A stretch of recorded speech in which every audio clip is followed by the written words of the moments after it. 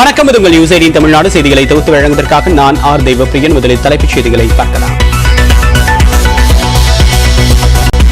பிரதமரின் வீடு கட்டும் திட்ட முறைகேடு தொடர்பான வழக்கு. புதிய நடைமுறைகளை வகுக்க ஊரக வளர்ச்சித்துறை முதன்மை செயலருக்கு உயர்நீதிமன்ற மதுரை கிளை உத்தரவு.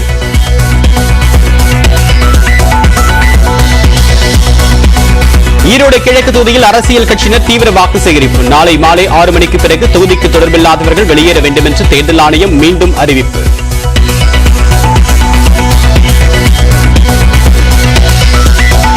ஈரோடு கிழக்கு தொகுதி இடைத்தேர்தலில் விதிமீறல் தொடர்பாக 688 வழக்குகள் பதிவு. வாக்குப்பதிவு நாளில் 238 வாக்குச்சாவடிகளும் கண்காணிக்கப்படும் என்று தலைமை தேர்தல் அதிகாரி விளக்கம்.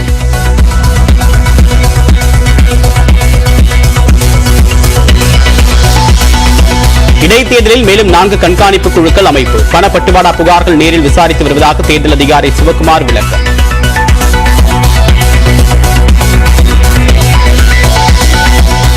செல்போனை உடைத்ததாக கூறி காவல்துறையினருடன் நாம் தமிழர் கட்சியினர் வாக்குவாதம். பேச்சுவார்த்தை எடுத்து சமாதானமாக கலைந்து சென்றனர்.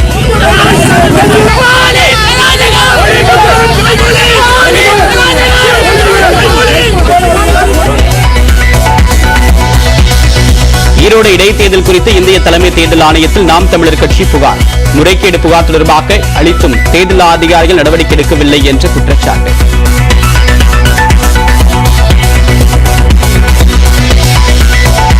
வடகிழக்கு மாநிலங்களை ஏடிஎம்களாக கருதியது காங்கிரஸ். நாகாலாந்து சட்டப்பேரவை தேர்தல் பரப்புரையில் பிரதமர் நரேந்திர மோடி குற்றச்சாட்டு.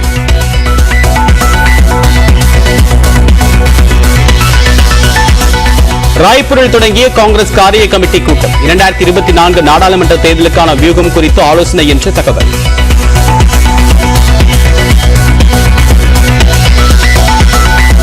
ஜெயலலிதாவின் பிறந்த தினத்தை ஒட்டி அதிமுக அலுவலகத்தில் மாலை அணிவித்து எடப்பாடி பழனிசாமி மரியாதை.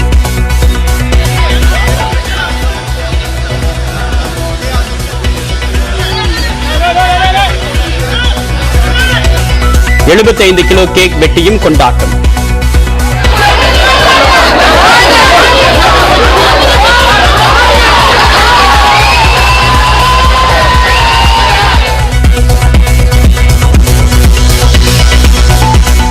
அதிமுக பொதுக்குழு தீர்மானங்கள் குறித்து உச்சநீதிமன்றம் எந்த கருத்தையும் தெரிவிக்கவில்லை என்று ஓபிஎஸ் தரப்பு கருத்து. மீண்டும் நீதிமன்றத்தை நாட உள்ளதாகவும் அறிவிப்பு.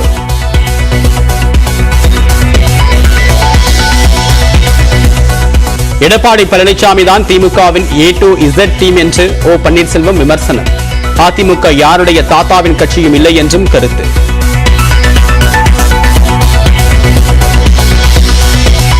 நீட் தேர்வுக்கு எதிராக அதிமுக ஆட்சியில் தாக்கல் செய்யப்பட்ட ரிட் மனுவை திரும்பப் பெற உச்சநீதிமன்றம் அனுமதி. தமிழ்நாடு அரசின் புதிய மனு மீது விரைவில் விசாரணை நடைபெற வாய்ப்பு.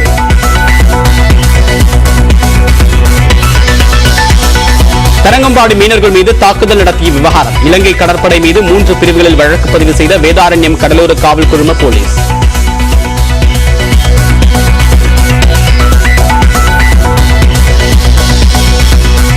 வால்பாறை அடர்ந்த காட்டுக்கு கொண்டு செல்லப்படக்கூடிய மக்னா யானை முள்ளி வனப்பகுதியில் விடுவிக்க மக்கள் எதிர்ப்பு தெரிவித்ததை அடுத்து முடிவு.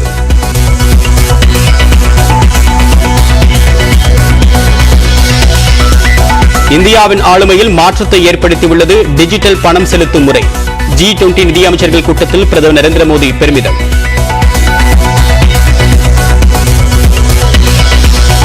மூன்றாவது டெஸ்ட் போட்டியில் பேட் கமின்ஸ் பங்கேற்க மாட்டார் என்று அறிவிப்பு. ஆஸ்திரேலிய அணிக்கு கேப்டனாக செயல்பட உள்ளார் ஸ்டீவ் ஸ்மித்.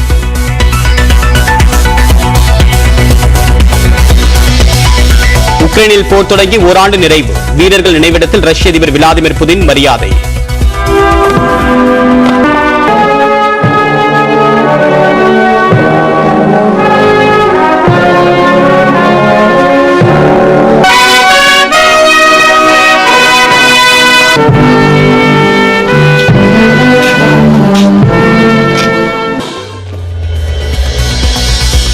சீனாவில் நிலக்கரி சுரங்கம் இடிந்து 6 பேர் உயிரிழப்பு. மாயமான 47 தொழிலாளர்களை தேடக்கூடிய பணி தீவிரம்.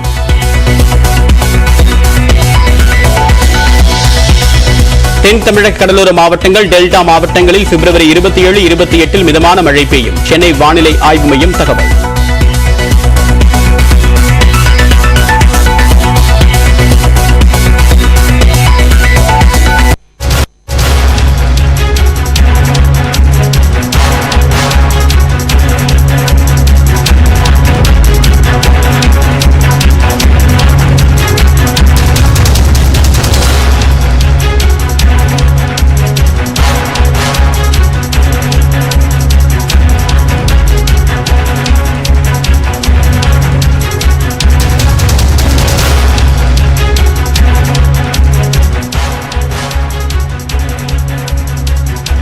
ஈரோடு கிழக்கு இடைத்தேர்தலை நிறுத்த வேண்டும் என்று கூறி கண்ணன் என்ற சுயேட்சை வேட்பாளர் தாக்கல் செய்த மனு தற்போது தள்ளுபடி செய்யப்பட்டிருக்கிறது. விவரங்களோடு நம்முடைய செய்தியாளர் மதன் விவரம் என்ன?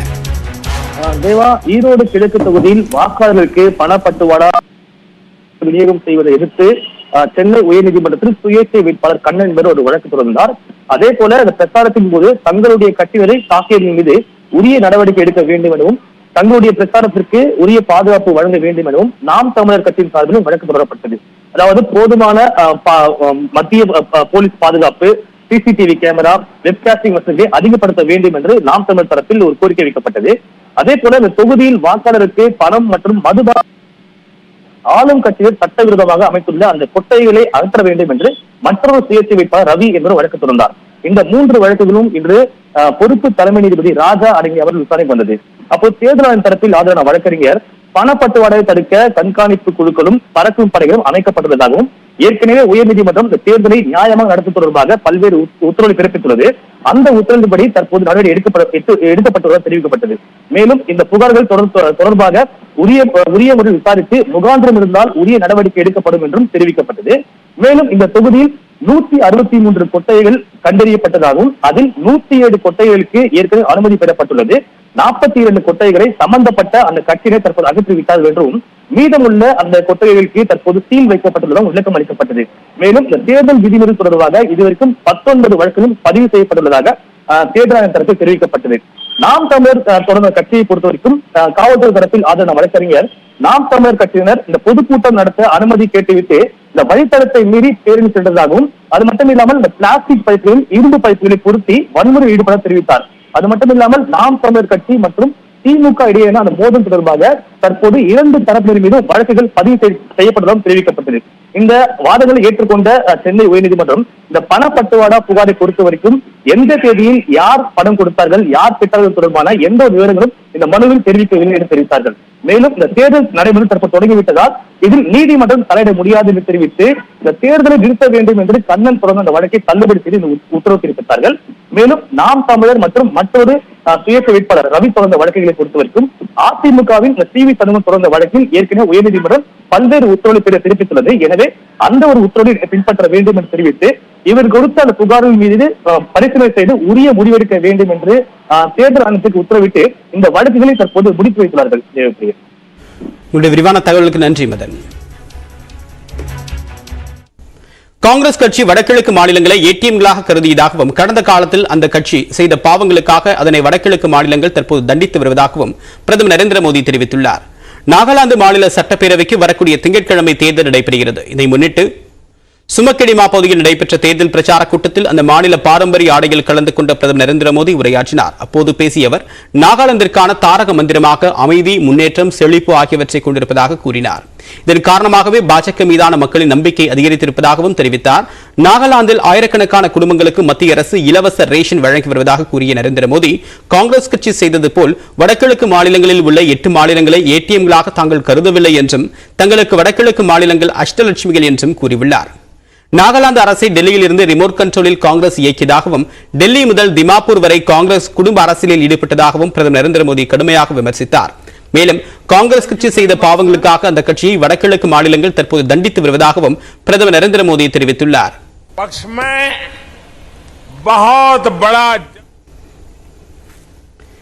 இதைத் தொடர்ந்து மேகாலயா தலைநகர் ஷில்லாங்கில் பிரதமர் நரேந்திர மோடி காரில் சென்று பொதுமக்களை சந்தித்தார். சாலையின் இருபுறமும் திரண்டிருந்த பொதுமக்கள் மற்றும் பாஜகவினர் ஏராளமானோர் பிரதமருக்கு உற்சாக வரவேற்பு அளித்தனர். இதன் பிறகு துரா மாவட்டத்தில் நடைபெறவுள்ள தேர்தல் பிரச்சாரம் மற்றும் பேரணியில் பிரதமர் கலந்து கொள்ள உள்ளார்.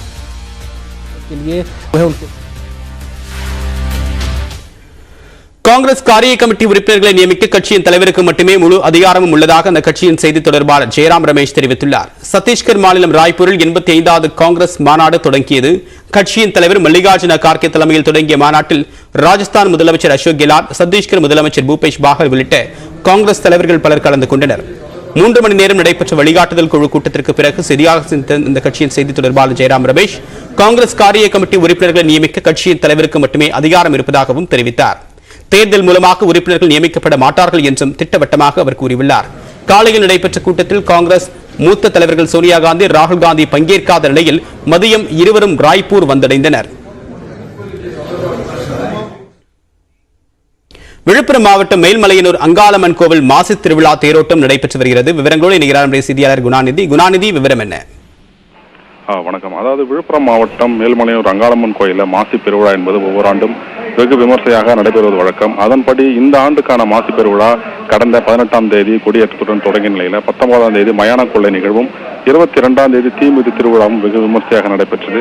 அதனைத் தொடர்ந்து திருவிழாவினுடைய மிக முக்கிய நிகழ்வான தேரோட்டம் என்பது தற்போது தொடங்கி நடைபெற்று வருகிறது.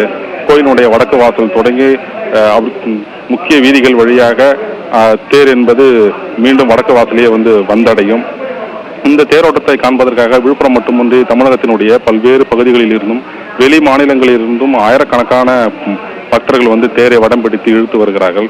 தொடர்ந்து பக்தர்களுடைய வசதிக்காக விழுப்புரத்திலிருந்து சிறப்பு பேருந்துகளும் 1000க்கும் மேற்பட்ட காவலர்களும் பாதுகாப்பு பணியில் ஈடுபட்டிருக்கிறாங்க. தேவன், விரிவான தகவலுக்கு நன்றி குணாநிதி.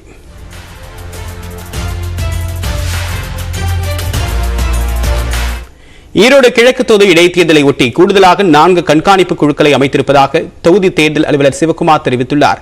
ஈரோடு கிழக்கு சட்டப்பேரவை தொகுதி இடைத்தேர்தல் வருகின்ற 27ஆம் தேதி நடைபெறவுள்ளது. இதற்கான பிரச்சாரம் நாளை மாலையுடன் ஓய்கிறது.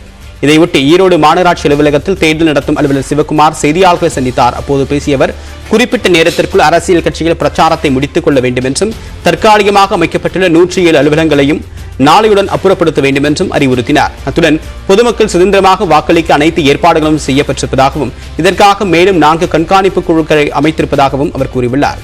குறிப்பாக தொகுதியில் பணப்பட்டுவாடா தொடர்பான புகார்கள் குறித்து விசாரணை மேற்கொண்டு வருவதாகவும் உரிய ஆதாரங்கள் இருந்தால் நடவடிக்கைகள் எடுக்கப்படும் என்றும் தேர்தல் நடத்தும் அலுவலர் சிவக்குமார் உறுதியளித்தார்.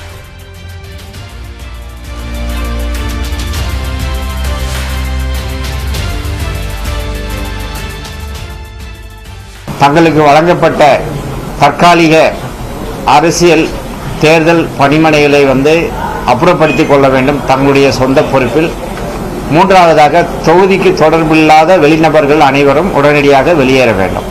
தேர்தல் நெருங்குற நேரத்தில் திரும்பவும் நேற்று ஒரு 4 எஃப்எஸ்டி டீமை அதிகப்படுத்தியிருக்கிறோம். வர கம்ப்ளைண்ட்ஸ் குறிப்பிட்டு சொல்லும்படியா இல்லாமல் ஒரு ஆதாரபூர்வமாக இல்லாததுனால நம்ம எந்த மேக்சிமம் எந்த மாதிரி நடவடிக்கைகள் எடுக்க முடியுமோ அதுக்குண்டான அனைத்து ஏற்பாடுகளும் செஞ்சுட்டு வரோம். மேலும் ஈரோடு கிழக்கு தொகுதியில் அதிமுக சார்பில் 13 புகார்கள் கொடுக்கப்பட்டதாகவும் அதற்கு உரிய பதில் அளிக்கப்பட்டிருப்பதாகவும் தேர்தல் அலுவலர் சிவக்குமார் தெரிவித்தார். மேலும் போலி வாக்காளர்கள் உள்ளதாக கூறுவதில் உண்மை இல்லை என்றும் அவர் விளக்கம் அளித்தார்.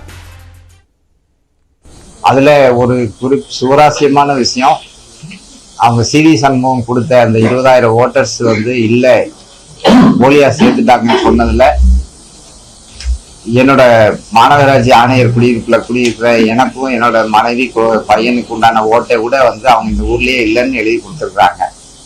அந்த மாதிரிதான் இருக்குது அரசு.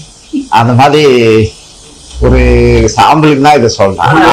இதுக்காகதான் சொல்லியிருக்காங்களே தவிர மித்தபடி ஜெனினா அதுக்கு உண்டான பதில் எல்லாம் கொடுக்கணும். அதுல உண்மை இல்லைன்றது சொல்லலாம். எல்லா பாட்டையுமே நம்ம பிஎல்ஓ வச்சு செக் பண்ணிட்டோம். செக் பண்ணதுல மெஜாரிட்டி ஆஃப் வாக்காளர்கள் இங்கதான் இருக்கிறாங்க. ஈரோடு கிழக்கு தொகுதி இடைத்தேர்தலின் பரப்புரை நாளை மாலை 6 மணியுடன் முடிவடையக்கூடிய நிலையில் அதற்கு பிறகு தேர்தல் தொடர்பான பொதுக்கூட்டத்தையோ ஊர்வலத்தையோ நடத்தக்கூடாது என்று தேர்தல் ஆணையம் தெரிவித்துள்ளது. இது தொடர்பாக தலைமை தேர்தல் அதிகாரி வெளியிடக்கூடிய அறிக்கையில் நாளை மாலை 6 மணிக்கு மேல் தேர்தல் தொடர்பான விவகாரத்தை தொலைக்காட்சி, ரேடியோ, வாட்ஸ்அப், முகநூல், ட்விட்டர் போன்ற இணையதள வாயிலாக பரப்பக்கூடாது என்று தெரிவிக்கப்பட்டுள்ளது. தேர்தல் பணிகளுக்காக அழைத்து வரப்பட்ட கட்சி நிர்வாகிகள் அந்த தொகுதியின் வாக்காளர்கள் அல்லாதோர் மாலை 6 மணிக்கு மேல் ஈரோடு கிழக்கு தொகுதியை விட்டு வெளியேற வேண்டும் என்றும் தெரிவிக்கப்பட்டுள்ளது. வேட்பாளர்கள் பயன்படுத்திய வாகனங்களுக்கு மாலை 6 மணிக்கு மேல் தடை விதிப்பதாகவும் வாக்குப்பதிவு ஆய்வு முடிவுகள், தேர்தல் கருத்து கணிப்புகளை மின்னணு ஊடகங்களில் காட்சிப்படுத்துவதற்கும் தடை விதிப்பதாகவும் தேர்தல் ஆணையம் தெரிவித்துள்ளது. ஈரோட்டில் திமுக மற்றும் நாம் தமிழர் கட்சியினர் ஒரே இடத்தில் வாக்கு சேகரிக்க திரண்டதால் மோதல் ஏற்படக்கூடிய சூழல் நிலவியது. ஈரோடு கிழக்கு தொகுதியில் பிரச்சாரம் சூடுபிடித்திருக்கும் நிலையில் அண்மையில் திமுகவினரும் நாம் தமிழர் கட்சியினரும் மோதலில் ஈடுபட்டுக் கொண்டது பரபரப்பை ஏற்படுத்தியது. இந்நிலையில் பெரிய பள்ளி வாசல் பகுதியில் அமைச்சர் நாசர் தலைமையில் திமுகவினரும் அதே நேரத்தில் நாம் தமிழர் கட்சியினரும் வாக்கு சேகரிக்க வந்தனர். அப்போது தங்களை வாக்கு சேகரிக்க விடாமல் இருபுறமும் திமுகவினர் மறித்து நின்றதாக நாம் தமிழர் கட்சியினர் குற்றம் சாட்டினர். இதனைத் தொடர்ந்து அங்கு வந்த போலீசார் 100 மீட்டர் இடைவெளியில் வாக்கு சேகரிக்கும்படி அவர்களிடம் கேட்டனர். கேட்டுக் கொண்டனர். அதனை பொருட்படுத்தாமல் இரு தரப்பினரும் தங்கள் தரப்பு வேட்பாளரை ஆதரித்து முழக்கமிட்டதால் அந்த பகுதியில் பதற்றம் ஏற்பட்டது. மேலும் அதே நேரத்தில் அதிமுகவினரும் வாக்கு சேகரிக்க பள்ளி வாசலுக்கு வந்த நிலையில் அந்த பகுதியில் காவல்துறையினர் குவிக்கப்பட்டனர். இனி அடுத்ததாக விரைவுச் செய்திகளை பார்க்கலாம். ஆளுநரை கண்டித்து தமிழ்நாடு முழுவதுமாக போராட்டம் நடத்தப்படும் என்று இந்திய கம்யூனிஸ்ட் கட்சியின் மாநில செயலாளர் முத்தரசன் தெரிவித்துள்ளார்.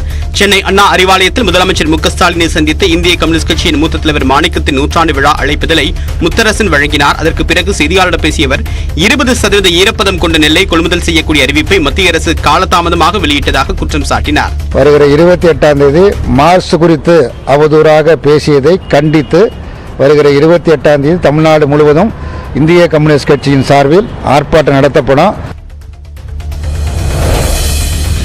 தமிழ்நாட்டில் வருகின்ற 27 மற்றும் 28 ஆகிய தேதிகளில் தென் தமிழக கடலோர மாவட்டங்கள், டெல்டா மாவட்டங்களில் மழைக்கு வாய்ப்புள்ளதாக வானிலை ஆய்வு மையம் தகவல் தெரிவித்துள்ளது.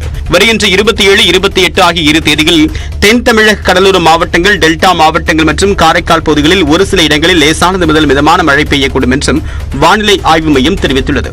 தமிழ்நாடு, புதுச்சேரியில் வருகின்ற 3 நாட்களுக்கு வறண்ட வானிலையை நிலவும் என்றும் தெரிவித்துள்ளது. மேலும் சென்னை மற்றும் புறநகர் பகுதிகளில் அடுத்த 48 மணி நேரத்திற்கு வானம் ஓரளவு மேகமூட்டத்துடன் காணப்படும் என்றும் வானிலை ஆய்வு மையம் தெரிவித்துள்ளது. திருநெல்வேலி மாவட்டத்தில் உள்ள பச்சையாறு அணையிலிருந்து சட்டப்பேரவைத் தலைவர் அப்பாவு தண்ணீர் திறந்து வைத்தார். கருவேங்குளம், நாங்குநேரி உள்ளிட்ட 15க்கும் மேற்பட்ட கிராமங்களில் உள்ள விவசாய நிலங்கள் பாசன வசதி பெறும் வகையில் தண்ணீர் திறக்கப்பட்டுள்ளது. தண்ணீர் திறந்து வைத்த பின் செய்தியாளர்களுக்கு பேட்டியளித்த அப்பாவு அதிமுக விவகாரத்தில் நீதிமன்ற தீர்ப்பின் அடிப்படையில் சட்டமன்றம் செயல்படுவதில்லை என்று கூறினார். நீதிமன்ற தீர்ப்பின் அடிப்படையில் சட்டமன்றம் செயல்படுவதில்லை. சட்டமன்றம் தனித்தன்மை வாய்ந்தது. சட்டமன்றத்திற்குட்பட்ட பகுதியை அல்லது சட்டமன்றம் நடைமுறைப்படுத்துவது எல்லாமே சட்டப்பேரவைத் தலைவருடைய முழு பொறுப்பு. ஆகவே நேற்று உச்சநீதிமன்ற தீர்ப்புக்கும் சட்டமன்றத்திற்கும் எந்த தொடர்பும் இல்லை என்பதை தெரிவித்துக் கொள்கிறேன். டிஜிட்டல் பண பரிவர்த்தனை இந்தியாவில் அரசு நிர்வாகத்தை மாற்றியமைத்துள்ளதாக பிரதமர் நரேந்திர மோடி பெருமிதம் தெரிவித்துள்ளார். இந்த ஆண்டு G20 உச்சி மாநாட்டை நடத்தும் பொறுப்பை இந்தியா ஏற்றுள்ள நிலையில் முதலாவது G20 நிதியமைச்சர்கள் மற்றும் மத்திய வங்கி ஆளுநர்கள் பங்கேற்கும் கூட்டம் கர்நாடக மாநிலம் பெங்களூருவில் இன்று தொடங்கியது.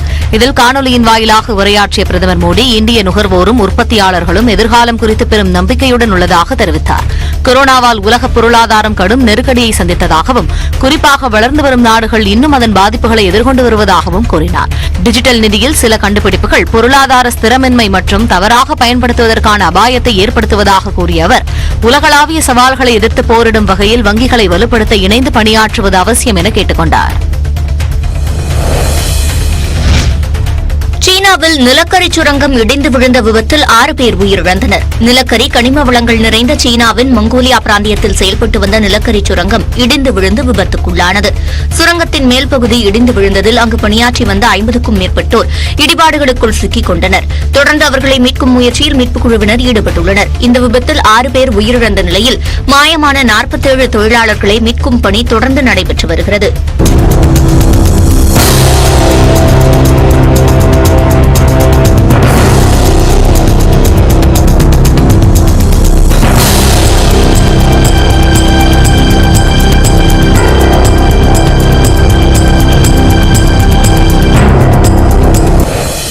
ஆஸ்திரேலிய கிரிக்கெட் அணியின் கேப்டன் பேட் கமின்ஸ் இந்தியா திரும்புவதற்கு மேலும் தாமதம் ஏற்படும் என்பதால் 3வது டெஸ்டில் அந்த அணியை ஸ்டீவன் ஸ்மித் வழிநடத்தவுள்ளார்.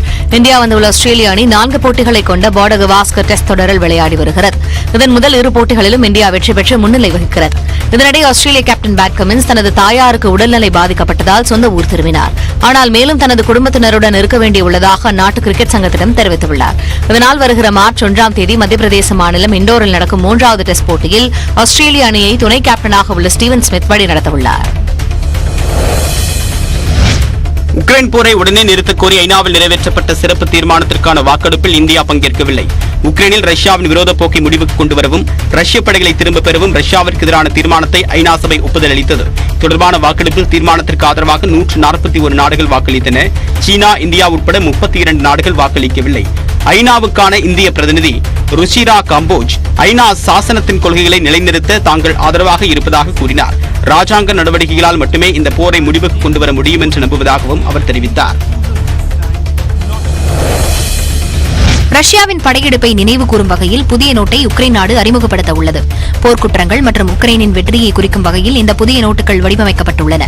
ஒரு சிறிய காகிதத்தில் ஒரு ஆண்டின் உணர்வுகள், வடிவங்கள், சின்ன சின்ன நிகழ்வுகளை சித்தரிக்கும் நினைவாக பணத்தாள் ஒன்றை வெளியிடவிருப்பதாகவும் சுமார் 3 லட்சம் நோட்டுகள் புழக்கத்தில் இருக்கும் என்றும் உக்ரைன் அரசு தெரிவித்துள்ளது. அனைத்து பள்ளிகளிலும் தமிழை கட்டாய பயிற்று மொழியாக்க வேண்டும் என்று பாமக நிறுவனர் டாக்டர் ராமதாஸ் வலியுறுத்தியுள்ளார்.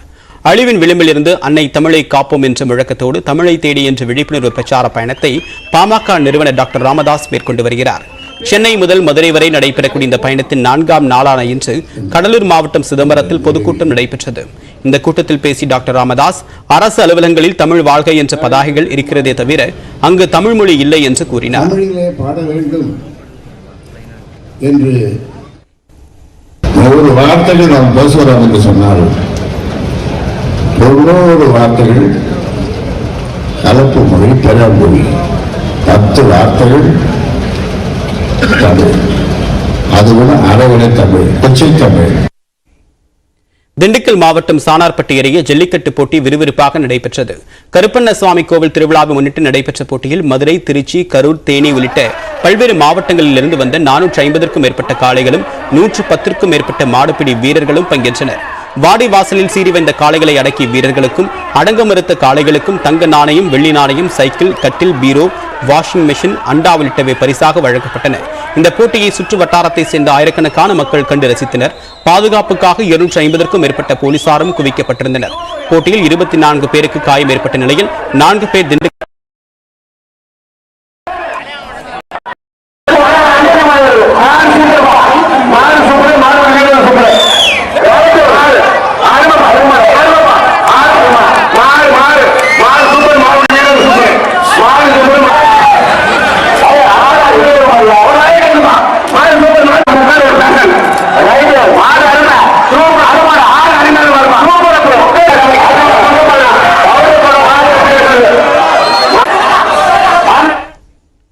ரஷ்ய தலைநகர் மாஸ்கோவில் வீரர்கள் நினைவிடத்தில் ரஷ்ய அதிபர் விளாடிமிர் புதின் மலர் வளையம் வைத்து மரியாதை செலுத்தினார்.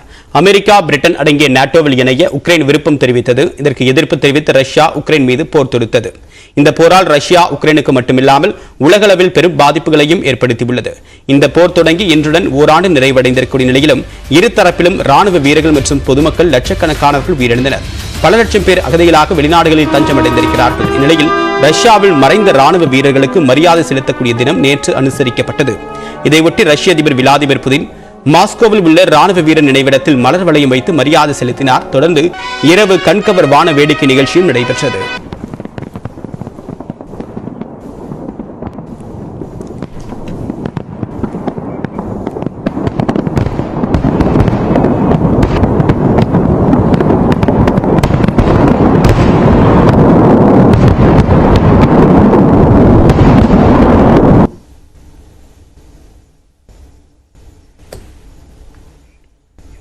ஈரோடு கிழக்கு தொகுதி இடைத்தேர்தலில் காங்கிரஸ் கட்சிக்கு 39.5 விழுக்காடு வாக்கள் கிடைக்கும் என்று லயலா கல்லூரி முன்னாள் பேராசிரியர் ராஜநாயகம் குழுவினர் நடத்திய வாக்குக்கணிப்பில் தெரியவந்துள்ளது.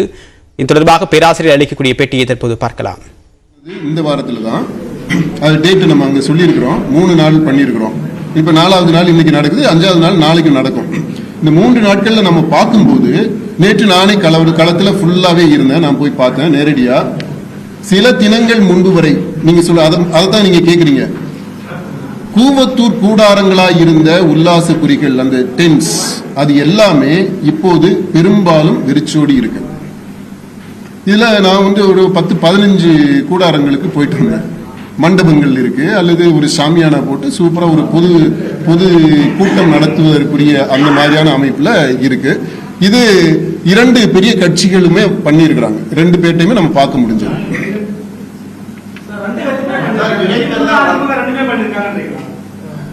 நான் பார்த்தது 2 கட்சி அந்த இதுக்கெல்லாம் போயிட்டு வரும்போது 2 கட்சி இதையுமே பார்த்தேன். ஆனா இந்த திமுக கொஞ்சம் அதிகமா இருக்கு, கொஞ்சம் பெருசா இருந்துச்சு. நான் எண்ணிக்கையில நான் மொத்தமா கவுண்ட் பண்ணலப்பா. நான் போனதுல இருந்து பார்க்கும்போது எண்ணிக்கையில கொஞ்சம் அதிகமா இருந்தது. கொஞ்சம் ஜோடனைகளும் நல்லா இருந்துச்சு. கம்ஃபர்ட் அப்படி பார்த்தீங்கன்னா அது கொஞ்சம் நல்லா இருந்துச்சு. ஆனா நான் போகும்போது அங்க மக்கள் யாரும் இல்லை, சுதாரிச்சுக்கிட்டாங்க.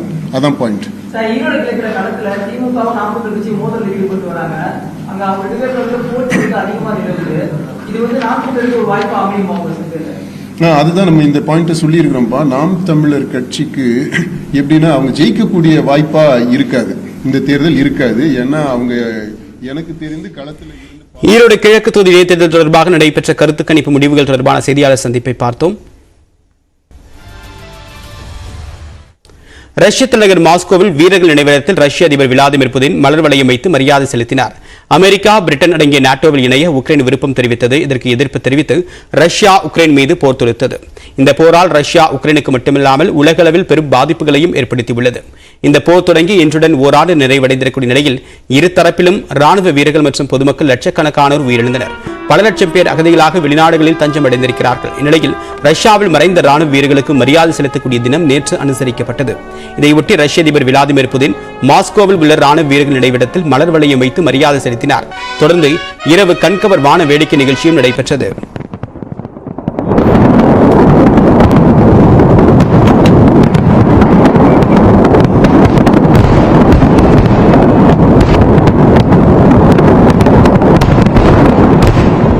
மேலும் அண்மைச் செய்திகளுக்கு தொடர்ந்து இணைந்திருங்கள். இது உங்கள் நியூஸ் 18 தமிழ்நாடு.